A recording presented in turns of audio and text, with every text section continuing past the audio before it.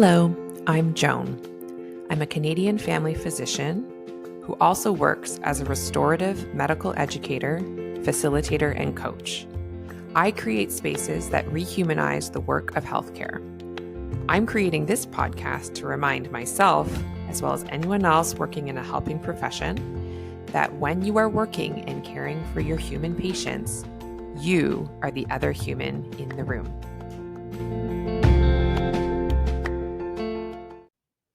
Hey there, healthcare humans. Before we get into this week's episode, I want to let you know that one of my self-paced courses called Homecoming, which is a course that's about rest and embodiment. It's an introductory way of learning to deeper understand the concepts of embodiment, about how to feel like a human being in a human body through practicing rest. I want to let you know that that course is going to be on sale for 50% off for the entire month of June. There isn't a coupon code. All you have to do is click the link in the show notes below, or go to my website, look under courses, click on Homecoming, and you'll find the summer sale option there waiting for you. I'd love if you spent this summer inviting more rest into your life, because I think all of us in healthcare need to practice more rest. We're deeply socialized not to rest.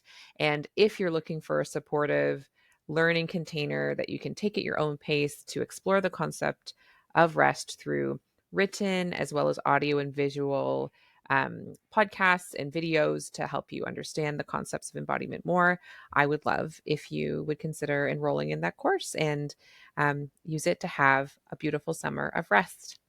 Now, on with the episode. Hey there, healthcare humans. Thank you so much for coming back for another episode of The Other Human in the Room. So if you're watching this on YouTube, or if you see clips of this later, you may notice that I'm actually in a different room. I'm the only human in a different room. Often I am recording my podcast these days in my study, like the office areas. You'll see like desks behind me and stuff.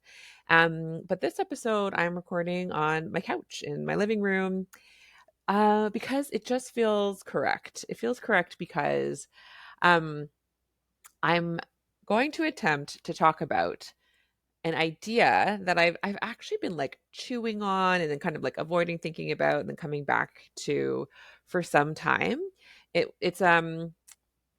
It's an idea, it's a theory, it's a framework of viewing the world that I first heard in Hospicing Modernity, which you may have heard me interview the author of a few months ago. How long was it? Several weeks ago, at least. I think a couple months ago now.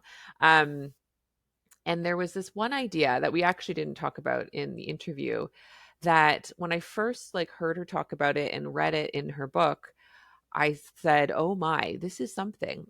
This is something that I need to fathom. This is something that I need to, at some point, really deeply understand is maybe running my life, but I'm not ready yet. And just so many times over the past like several months, I'll kind of think about it. I'll notice a pattern in my life. I'll notice something that I struggle with, and I'll just think of this framework that she teaches in this book and think there's something there. So yeah, I'm just gonna go ahead and try and talk about it.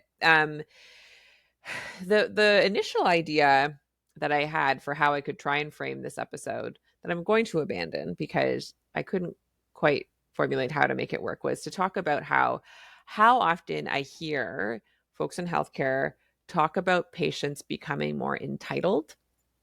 It's something I hear a lot. And I think beyond healthcare, it's like kids are more entitled, the young people are more entitled, the boomers are more entitled. I don't know. Everyone's entitled. And it's like a way we speak critically of others. And I certainly am not an exception. This isn't like me being above. Like, certainly you're like, ooh, that sounds very entitled. You know, you just dropped off that form 5 minutes ago and now you're sitting in the waiting room and you think you're entitled for me to fill it out. Like, how dare you? Like that. There's like this sort of phenomenon of that.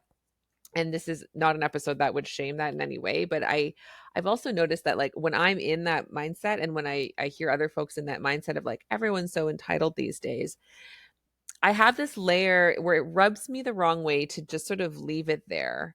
I have a curiosity of what's underneath of this sense we have that everyone's so entitled. and why it bugs us, maybe, what is it about it that bugs us? And often the case, actually, I've never found an example where it wasn't true.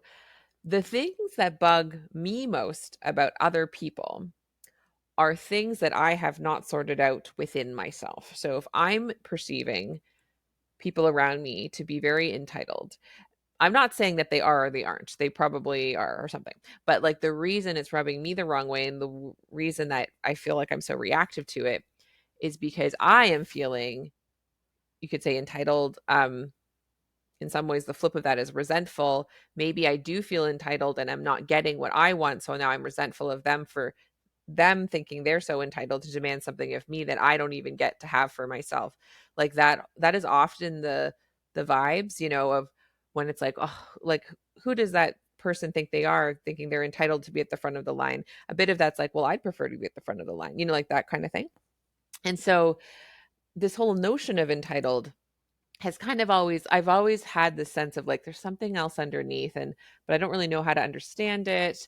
And so this framework, which is sort of just like plopped into the middle of this very rich idea bounty, which is Hospicing Modernity. This book is just full of like mind-blowing ideas and frameworks. So it's just sort of like casually sitting there on one of the pages and one of the chapters, talks about entitlements. It's a piece of this chapter that talks about a way of viewing modernity, which you can go back and listen to the episode if you want to hear the whole story. But in this book, and not just Vanessa, who's the author, but also like her colleagues, when they talk about modernity, they're talking about this sort of set of beliefs embodied in the world that create all these systems that we're a part of, that fundamentally are unsustainable for people living on a planet. And one of the foundational elements of the way that we participate in modernity is the false belief that we are separate from the earth and separate from nature.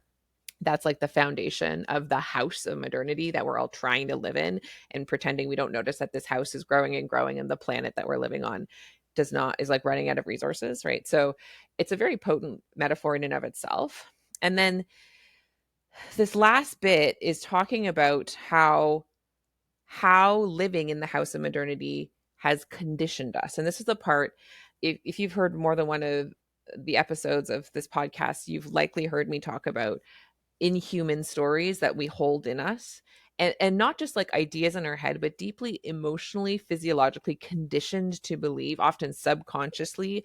They're running us. Our reactions are based on these conditioned beliefs that we have, that are inhuman, that are incompatible with the truth of our humanity, which is, that we're animals, that we're living beings, that we are part of nature, like those sorts of things. And so when I read this part of this chapter, that's again is actually talking about how we've been conditioned, it helped me view the idea of being entitled in a different way.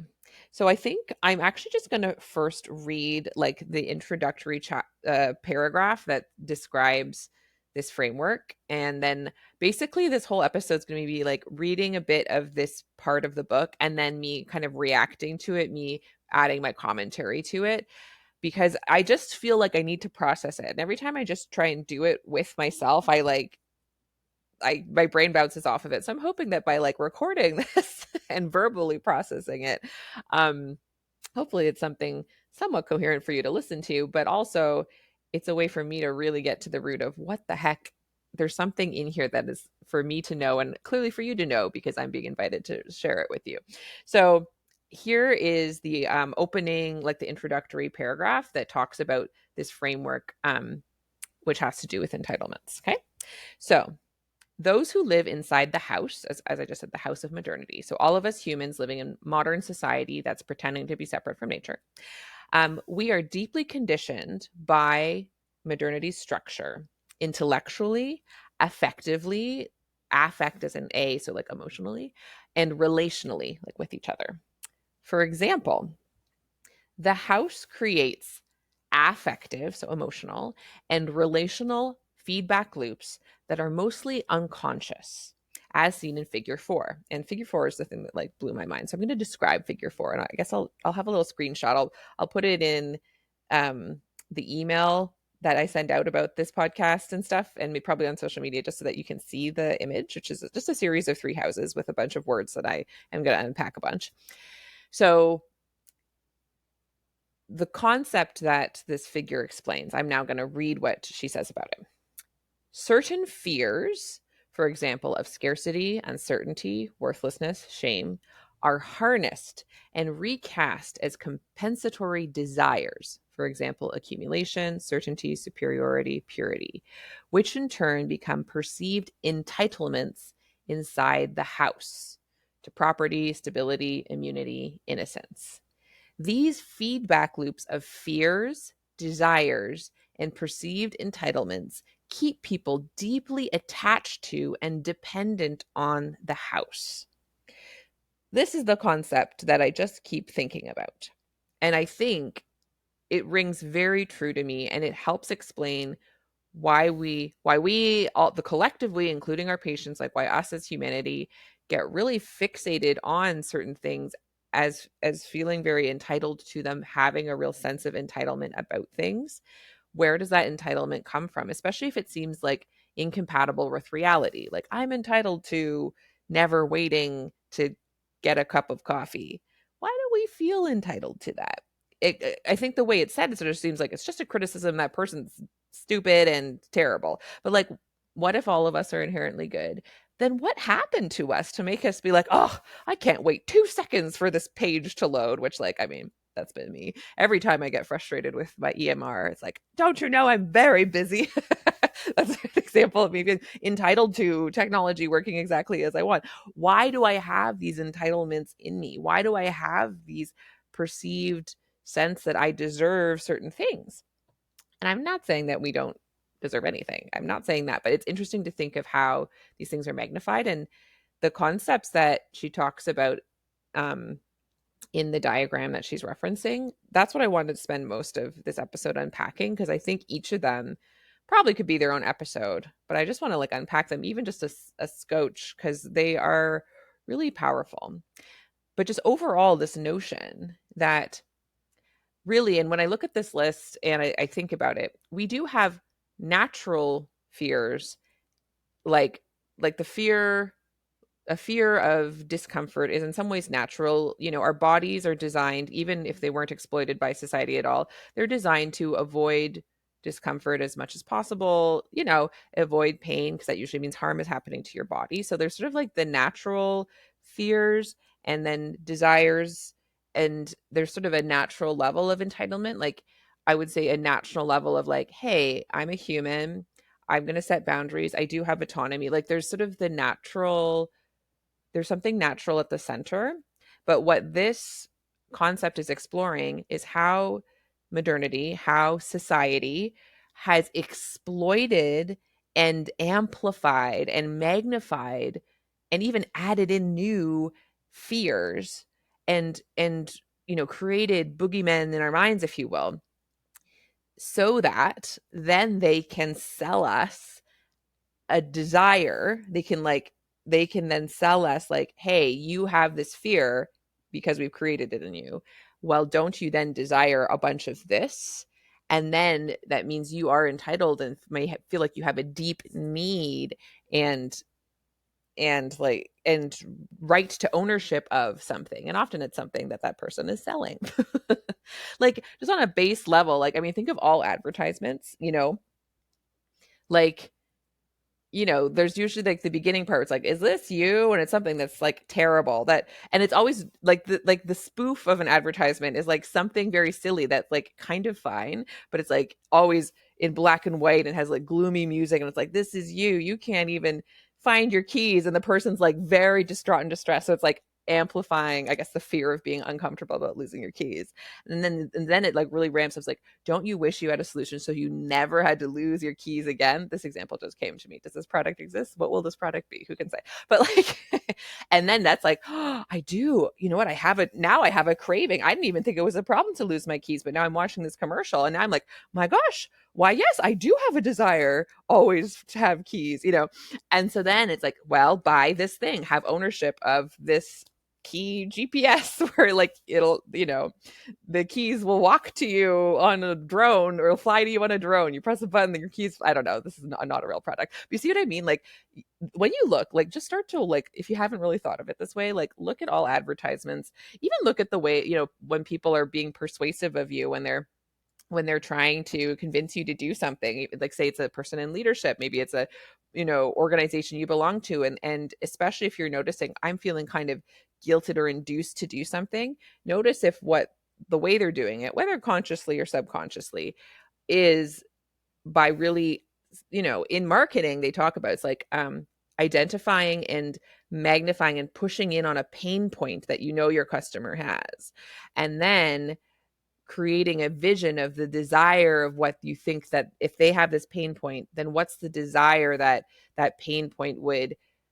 create for them, and then sell them the thing. It's like, well, if you buy this thing, then that pain point will be gone, so you won't have to feel fear, and instead you'll actually have that desire fulfilled. So that just, that makes sense to me. And literally, like, I've heard marketing classes, like that's sort of often classically what's taught. Think of any, like, I don't know, nobody needs to drink soda. And I'm not anti-soda, but like nobody needs to drink soda to live. And you think about an advertisement for soda and it's like someone's so hot and they're so parched and they're in a desert. And so that's like the fear of like discomfort, the fear of being too hot, the, you know, parched, that like that discomfort sensation. It's like amplifying that fear, if you will. Um, and then the desire is that satiation. So then, you know, it's like the click of the soda opening, right? And then I've got to get that. Suddenly I'm craving a soda. Sorry if you're suddenly craving a soda, but you see how, do you see how that is the cycle? And so it's very fascinating to think of that, not just in the realm of like what you feel compelled to buy, though that's an important process to become sort of more aware and literate around. I certainly am on my journey of that too, of like, my gosh, why do I feel the need to always have new things? Like, isn't that interesting? And where does that come from? But even in our work in healthcare, and even just like what we feel compelled to do with our lives, this very much applies even to like if you feel like it's hard for you to consider working less, even though you can sense that your body really wants you to. It's hard for you to chart less. It's hard for you to make different choices, make different clinical decisions, because you feel like very compelled to make the person happy. Like the thing that's interesting is underneath of all of those, you could say compulsions or ways that you may be living your life and you're like, I wish I could break this habit. I'm putting that in quotes, but you're like, I wish I could shift this behavior. It's interesting to think of what is the entitlement, the sense of ownership, the need, the drive that I think that this behavior is fulfilling for me. What's the desire behind that? And what's the fear behind that desire? Because it's really interesting if you then get comfortable facing those fears, suddenly it makes it way harder for them to sell you the product. If you're like, I don't mind being thirsty, so that's fine. I can be thirsty for a minute. Then I don't need the Coca-Cola immediately, right? Like, I'm fine if I lose my keys. Those examples were so silly. But, you know, but really applying it to things where it's interesting to think that underneath it all, people and society and different organizations, consciously or unconsciously, are exploiting and magnifying certain fears. And at the basis of all of our behaviors, we are confused about why we do them. And just even like as a society, why do we continue to overconsume so many things despite understanding on an intellectual level that like our planet is not happy with it? Are we doing it just because we're selfish, horrible, corrupt, greedy? I mean, that doesn't really get us very far if it's just that it's a fixed state and it's, oh, well. It's interesting to think of like maybe we've been really sold a deep set of fears that then if we start to face those fears, we can shift our behavior like collectively as a society.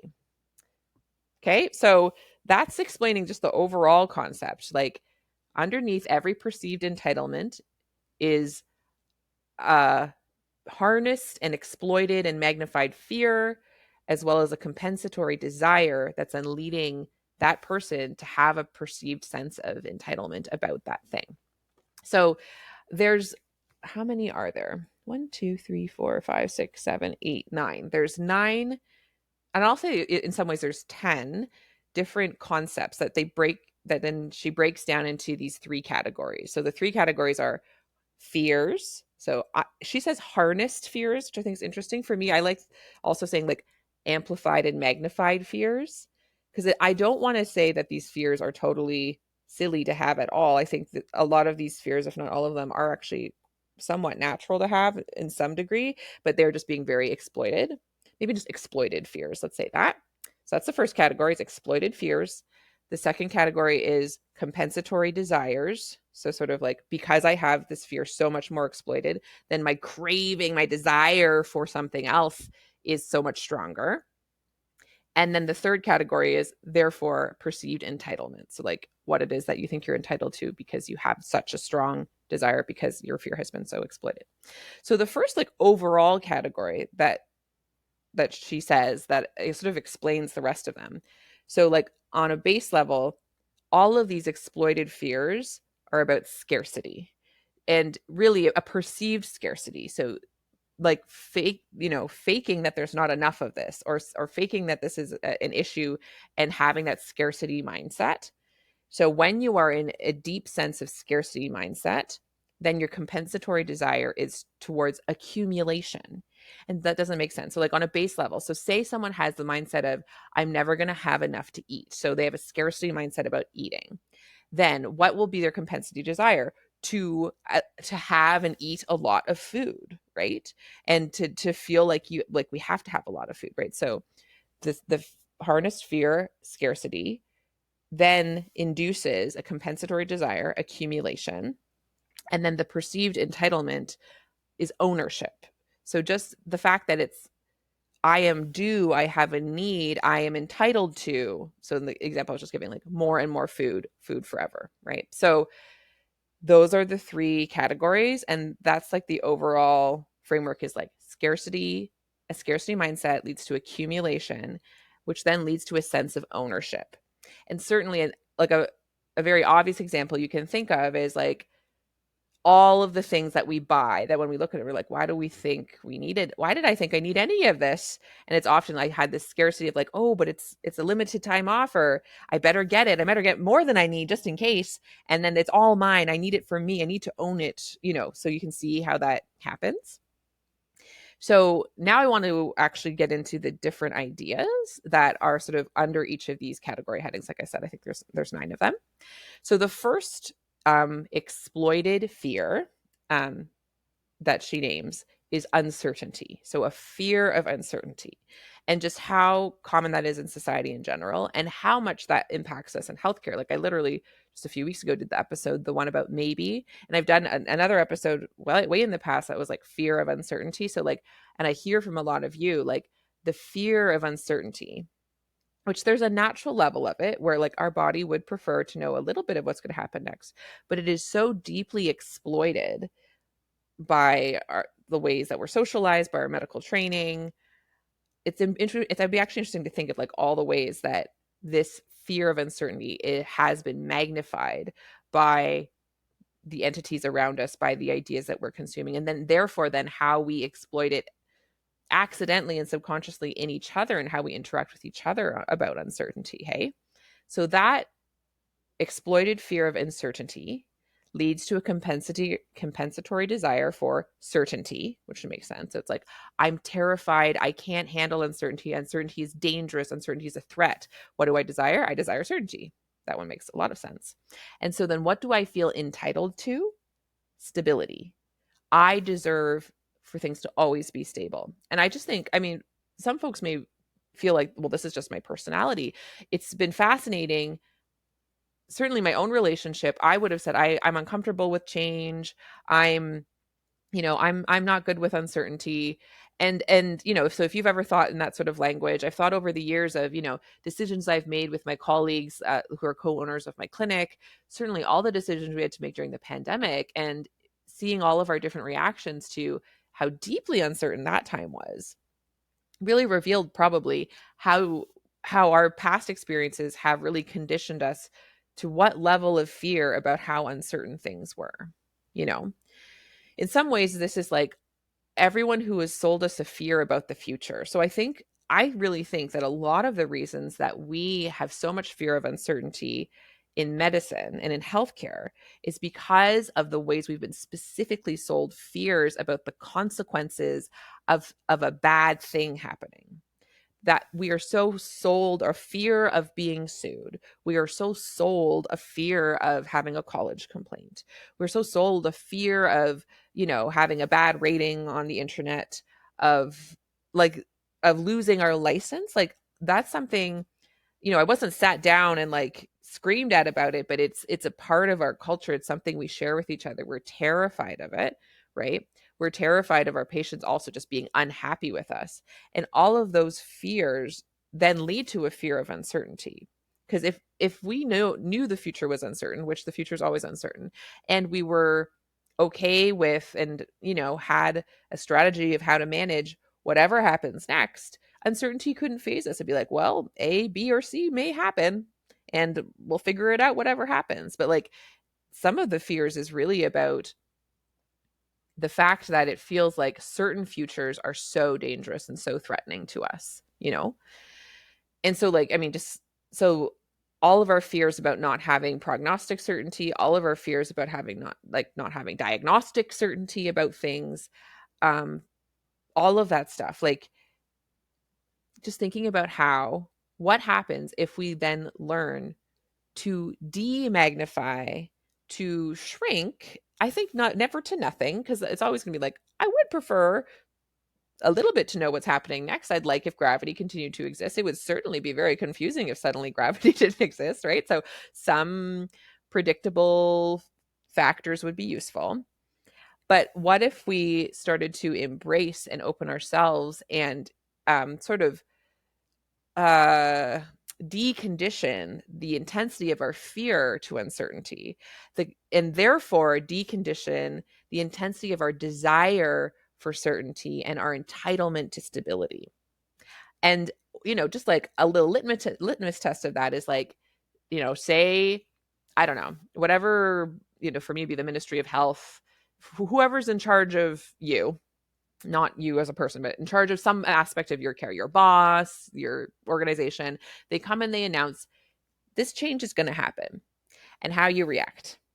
And however you react is totally valid, is human, is not to be shamed. That is not what I'm doing. But say you're really like, how dare you? I can't possibly, like, that's to be processed. And then at the base of it, a curiosity of like, what is it about changes, especially say you think it all the way through and the actual impact of the change is actually quite minor, but it's just the fact that it's yet another change. It's interesting to view that as you being entitled to stability, because when we see other people do it, like they're so entitled, but we often don't think of ourselves as being entitled. And so it's useful to just like, well, if they are, I am, like, let's hold the mirror up to ourselves. So it's like, I feel so entitled to stability. I can't have any tweaks changed. Why is that? Is that because I've had a magnified fear of uncertainty? So I have a magnified, like, it feels like a need, an addiction, a craving for certainty. Which sadly just doesn't really exist as much as we'd like. So it's useful to unpack. So that's just the first one. We have 1, 2, 3, 4, 5, 6, 7, 8 more to go. But do you see how it's useful? And so say you're hearing the way that she and her group of thinkers who kind of came up with this concept decided to break this down. And you're like, actually, for me, I don't think that lines up. I think my magnified fear is this, and it leads to this desire and this ownership. Like this entitlement, I think that would be fine. I was really interested and had thoughts about how these were laid out actually though. So the second triplet, if you will, because all of these are triplets. So like the first triplet was fear of uncertainty leads to desire for certainty, leads to entitlement for stability. See, that's like the first triplet. So the second triplet is an exploited and magnified fear of chaos leads to a compensatory desire for control, and that leads to a perceived entitlement for order. In some ways that feels maybe very similar to the first one, but like a fear of uncertainty leading to a desire for certainty, leading to an entitlement of stability, to me speaks to future, versus a fear of chaos leading to a desire for order. A fear of chaos leading to a desire for control leading to an entitlement of order. That's more speaking to the present. So the example I thought of actually, recently I've been seeing patients all the time, and there's certain patients that used to feel appointments with them used to feel so chaotic. And I recently had one patient who I've seen so many times because of their illness anxiety, honestly, as well as other health conditions, and I see them quite frequently. And a medical student went in and saw them, and they were so overwhelmed. Like I'd given them some prep, and they did their best, but they're like, I don't know how to interrupt people. Like they're sort of on their journey about that. And this is a person that will talk forever and is very chaotic, tangential, like all those sorts of things. And so I can see, and in the past, I tried versions where I tried to be very controlling and have structure and order and really try to take over the appointment, also, I know this patient has had other encounters where the person, like the physician, did that even more quote unquote successfully than I did, and really like cut them off and said stop it, and that really didn't go well for this patient. And so anyway, a bit of my main takeaway that I have learned from this patient, certainly this patient is where I've learned all of my best tricks for compassionate and cooperative interruption. So if you want to go back and listen to that episode, they taught me all of my best skills, and they sharpen those skills every day. They are my teacher. So an interesting thought experiment for you is, who in your life do you feel the most overwhelmed or out of control? Who is hard to control? Also, my children. They are your teachers of how to stop fearing chaos. Because this is the thing. So we have an exploited, magnified fear of chaos. We think we can't handle chaos. We think that we can't manage it. And sure, there's some level of chaos where if say you're in an actual like deafening room with multiple people screaming at you, and I don't know, aliens flying around you, like there would be some level where you're like, nope, I can't handle this. But honestly, sometimes, two people speaking to me can feel like that my body is that overwhelmed as well. So something happens when we like a lot of, I think, practicing mindfulness, of grounding yourself, centering yourself, maybe getting on meds for ADHD if that's a piece of it, like whatever it may be for you, like, but the more we can learn to not fear chaos and instead understand that like life absolutely is chaos, and a life without chaos is deeply ordered and controlled in a way that causes some kind of harm for sure. It's missing out on some pieces of, especially if it's people, it's humanity we're talking about. Humans are chaotic. And so coming to decondition our fear of chaos will, if nothing else, make it way easier to interact with other humans, as well as to embrace our inner chaotic selves. Because each of us is chaotic on the inside. I'm this and I'm that and I'm the other thing. I contain multitudes, right? And so it's these fears of like being unable to hold your own in the present. I think like a lot of us have been given a lot of deeply harmful and damaging messages about what we can't control about ourselves, and like dangers about ourselves that make us easier to control. Like when you think about where this comes from. So say if, and I'm saying they, like, I don't think there's any evil cartoon villains in this, but sometimes it helps to picture it only just so then you can see the narrative arc. So like say there was someone in your life that wanted you to be more controllable. If they're like, well, you can't handle chaos, that everything's so overwhelming, you're so overwhelmed, right? So don't worry. I'm going to, it would be better if you had a sense of control, right? Yes, yes. Okay. I'm going to now give you that order. Follow my religion or follow my guideline or whatever, like follow my way of living. And that will give you the order you need in the midst of chaos. I'm actually now just thinking of a certain author who I just personally dislike that literally talks about order and chaos, but I will not digress. Anyway, but like, what if you don't have to have the right order to do? What if you don't have to have the perfect script, the perfect approach to your patients? What if the reason you think you have to is because you think you could say are entitled or you have like you need to own the right manual, the right script, the right approach to deal with patients? Why do you feel that so intently? You have a deeply magnified desire for control because you have had your fear of chaos exploited, harnessed, magnified, whatever language makes sense to you. And like, we don't have to actually think about the specific people who exploited it in us, and nor do we have to say that they're evil or bad, but it's just that process really resonates with me of like, I've been hypersensitized to a discomfort with chaos that living with small children absolutely has helped me desensitize for sure. But you see some people's approach is really not that, where they very rigid disciplinarian approaches to parenting. It's interesting to think of those being some level of having a deep fear of chaos. You know what I mean? But what if we can just embrace chaos? What if chaos ain't so bad? What if chaos is where all incredible new life sprouts and emerges from? Like, have you been in a forest? Have you been in nature? It chaotic in there, and that's how it all happens. That's how when you have enough chaos, that's when the different elements in that ecosystem have a chance of actually bumping into each other and creating something completely new. We wouldn't be here except for chaos. Vote for chaos. Chaos is great. Anyway, so that's like, so there you go. Another one interesting to think of, like, okay, if I'm feeling like in my life, I can sense I have an imbalance. I'm noticing I have such a deep need for order, and I notice that like I need to be in control, and I don't really want that anymore. And I'm wondering why. Is it because is it because of a fear? And would you agree? Does it resonate for you that that fear is the fear of chaos, or is it something else? I just think that's so fascinating, and it's such a helpful way to approach it. So you don't have to beat yourself up for being too controlling. If you notice someone else trying to be controlling to you, it can give you a level of understanding and connection.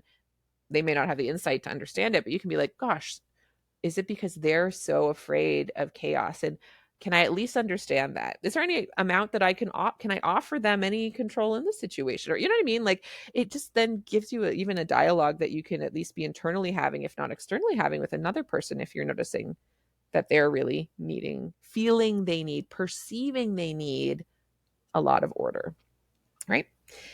Okay, so the third triplet is fear of loss or pain leads to a compensatory desire for relief, which then leads to a perceived entitlement of denial. I think this one's fascinating. And this is where I start to like, I haven't fully fathomed and understood exactly what's meant, but I just want to talk it out because I think it's really interesting. Absolutely.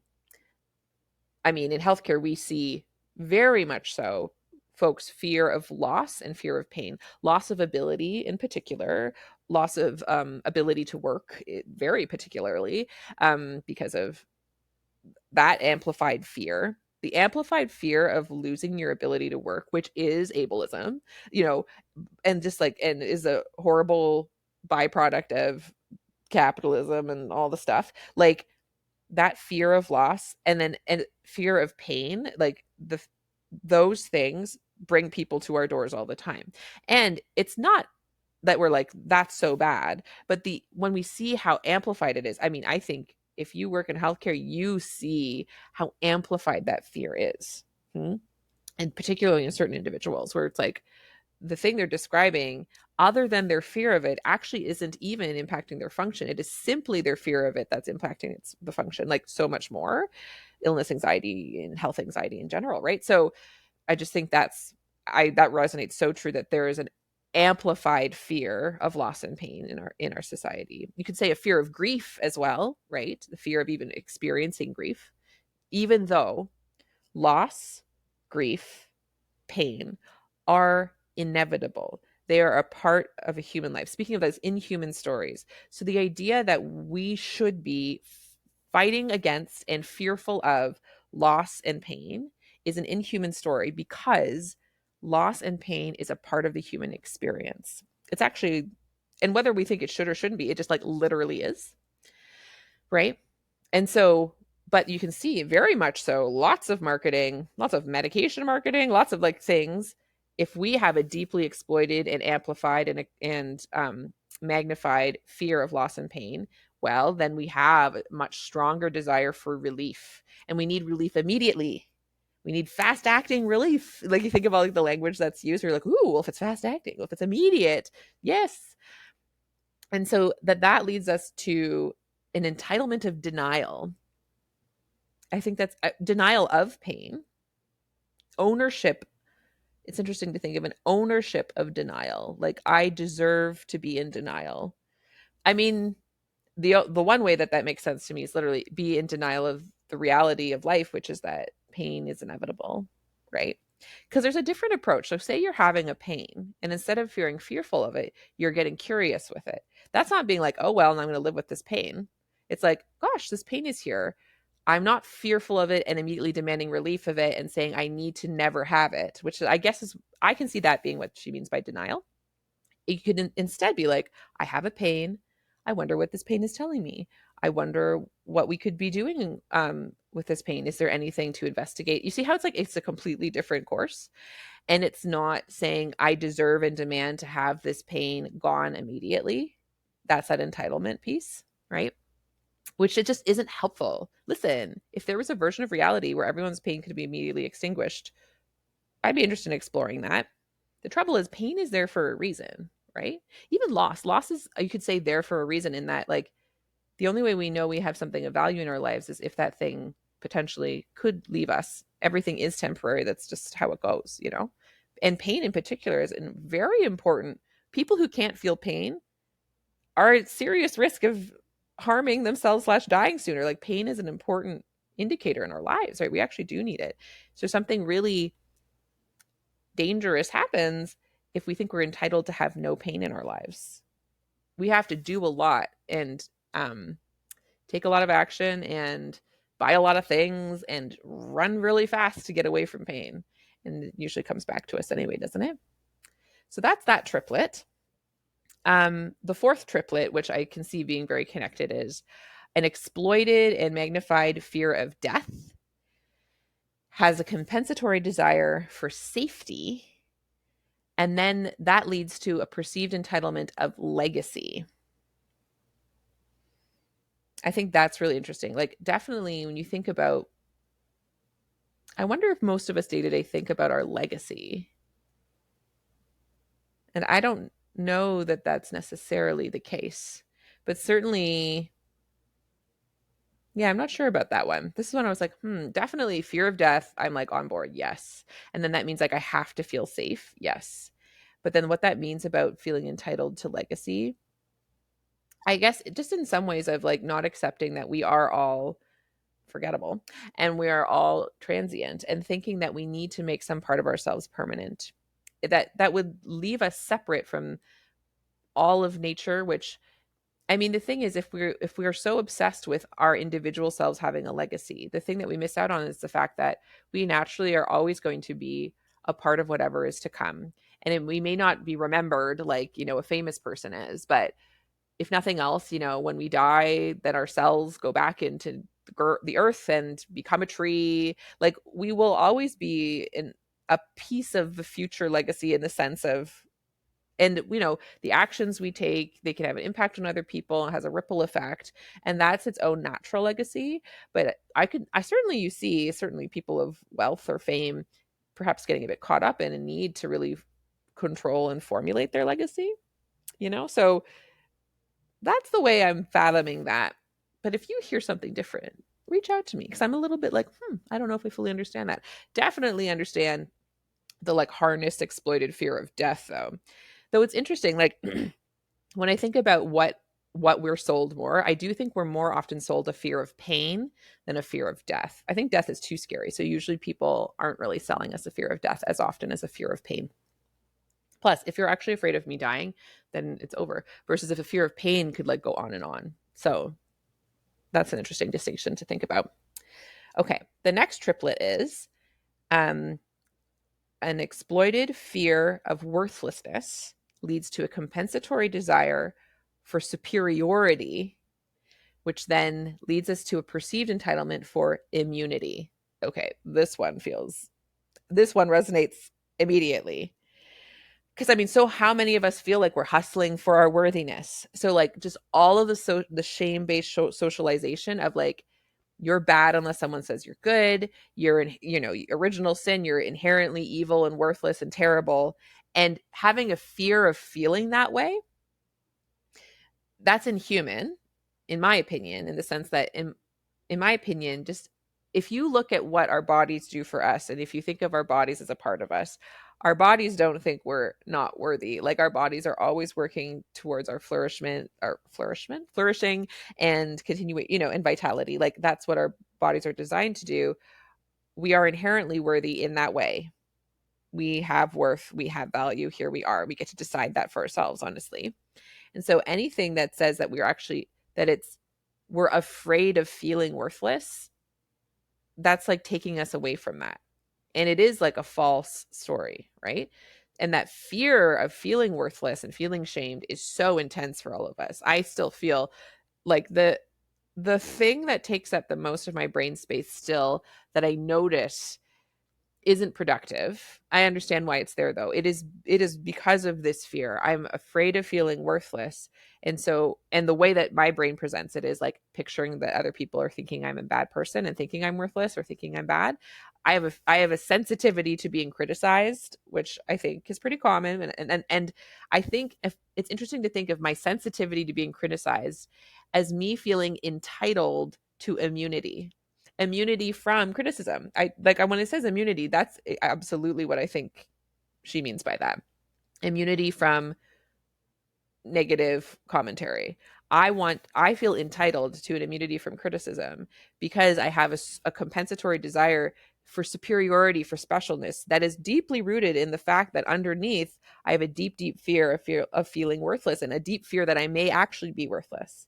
But say I open myself up to like, yes, there's crappy social ideas and structures that tell me I'm worthless. But if I was over here already believing I have inherent worth, like say I completely deconditioned this fear, which who knows if that's possible and perfectionistic to think of that way, but just as a thought experiment, say I really had no sense of worthlessness and I was really just like, I'm okay. I'm okay as I am.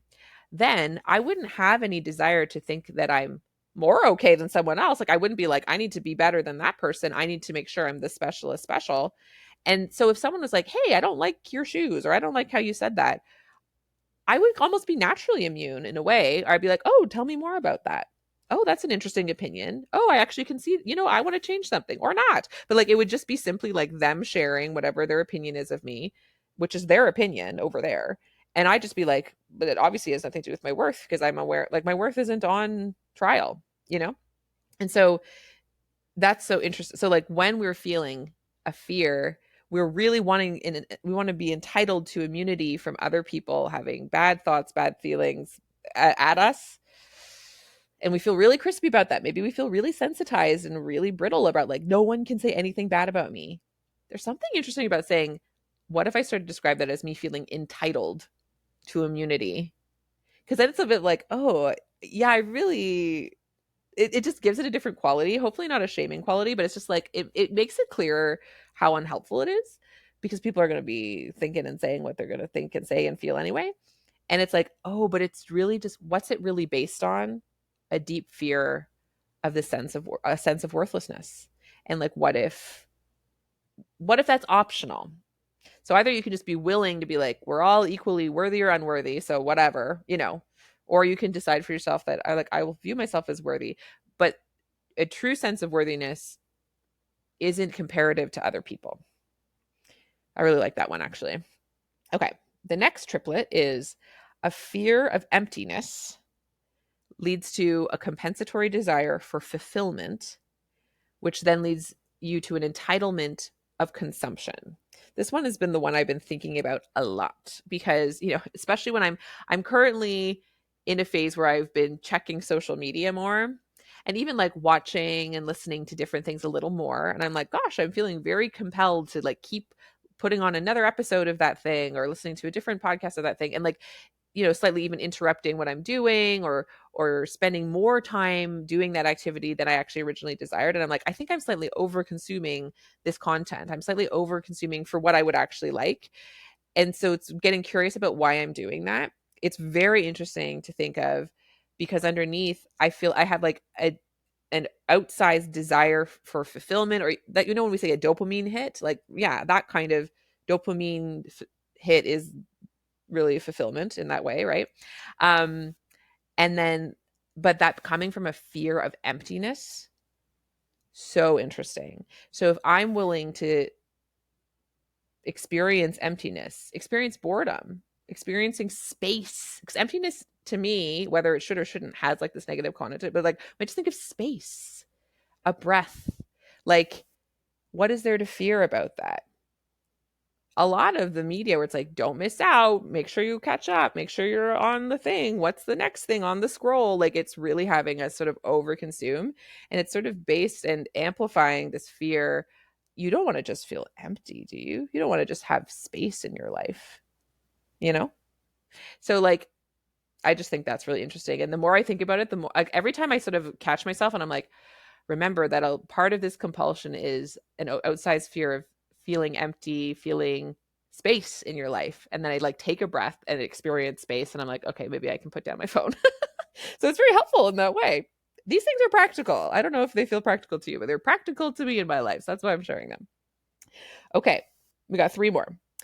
The third last triplet is that an outsized fear of entrapment leads to a compensatory desire for agency, which then leads to an entitlement of choice. I think that's really interesting because absolutely, I also think that we have been socialized to think we are trapped and have no agency when we actually do.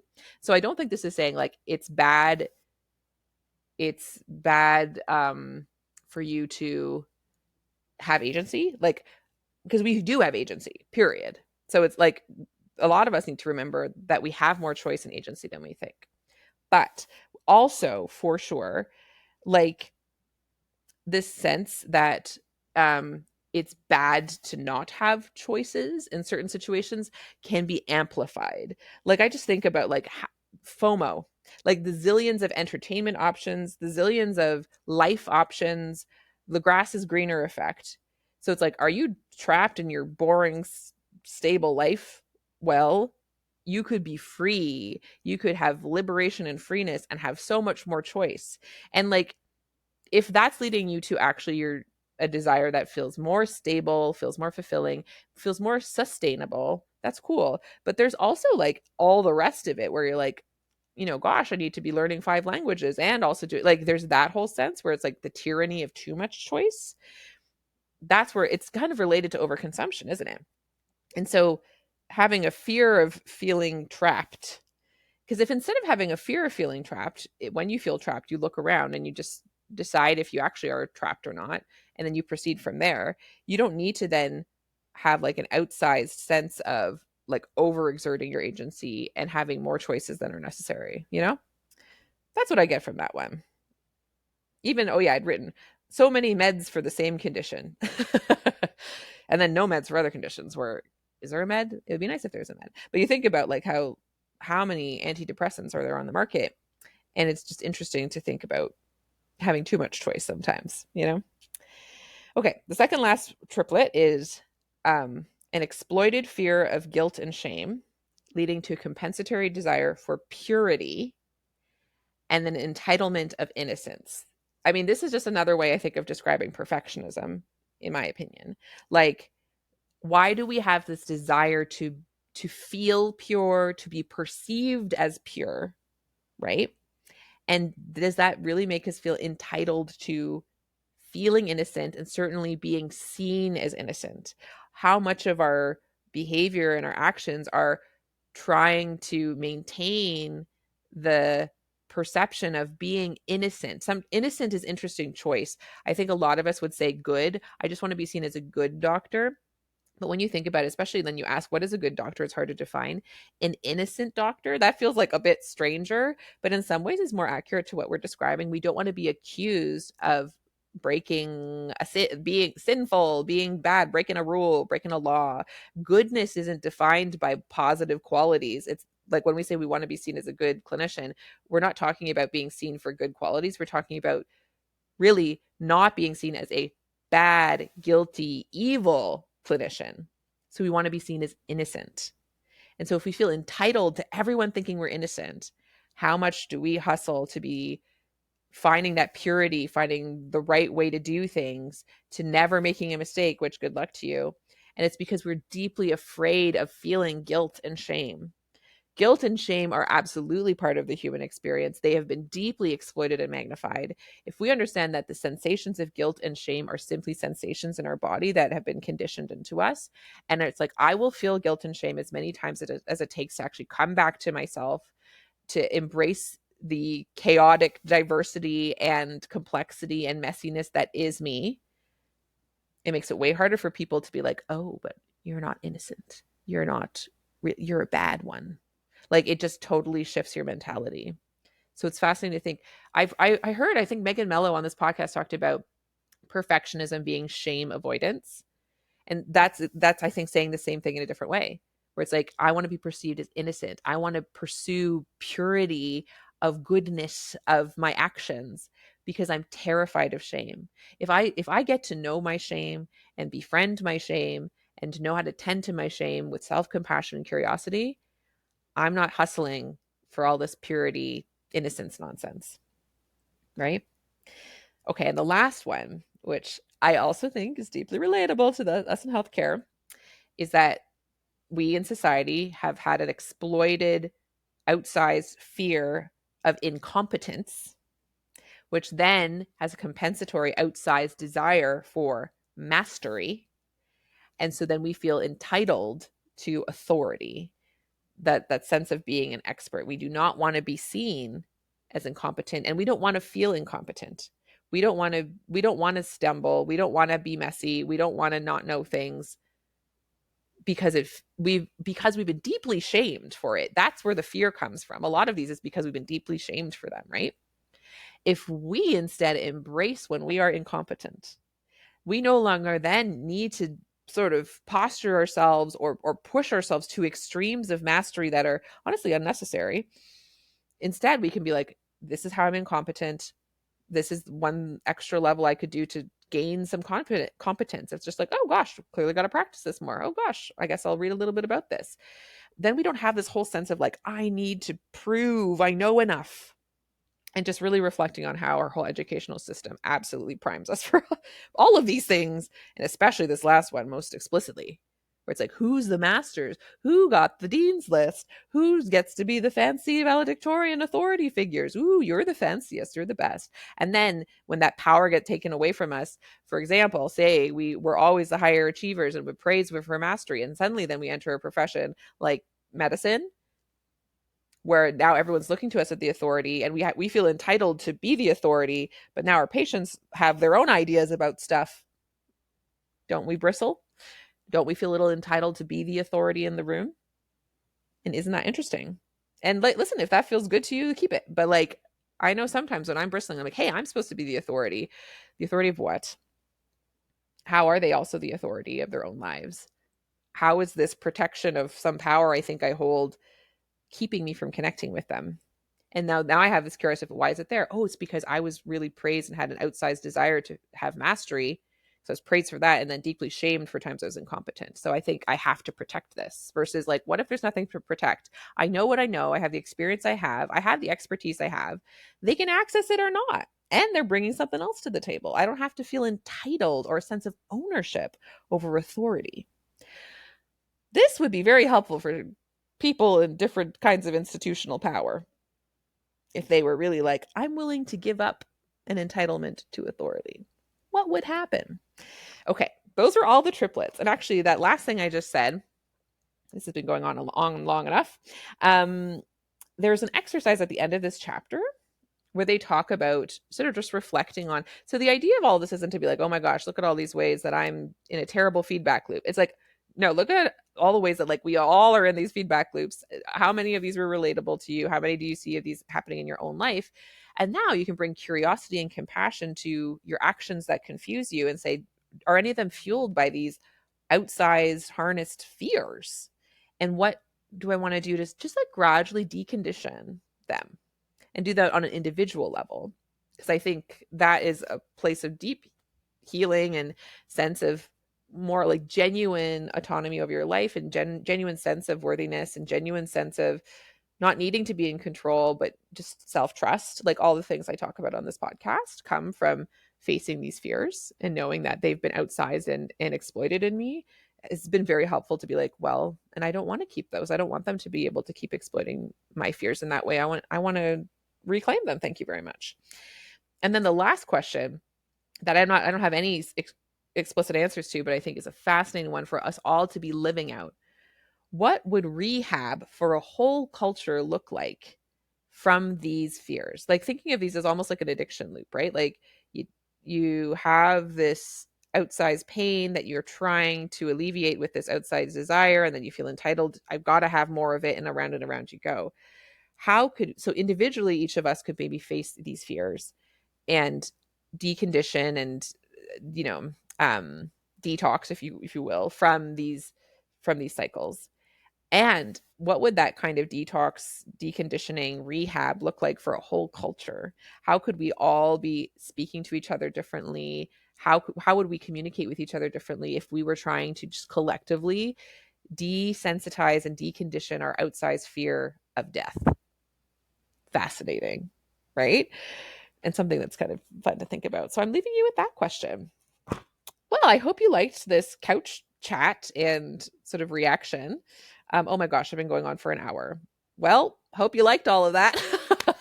I really needed to talk it all through. So hopefully someone needed to hear it all, and also hopefully you stopped whenever it stopped being useful to you. And thanks for listening to however much of it you did listen to. And I'll talk to you next time.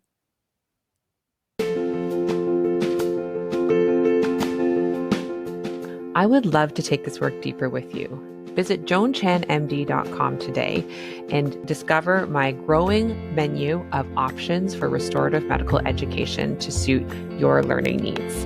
I offer one-on-one coaching, customized workshops, and self-study courses that allow you to connect not only with my work on a deeper level, but also with other healthcare humans just like you.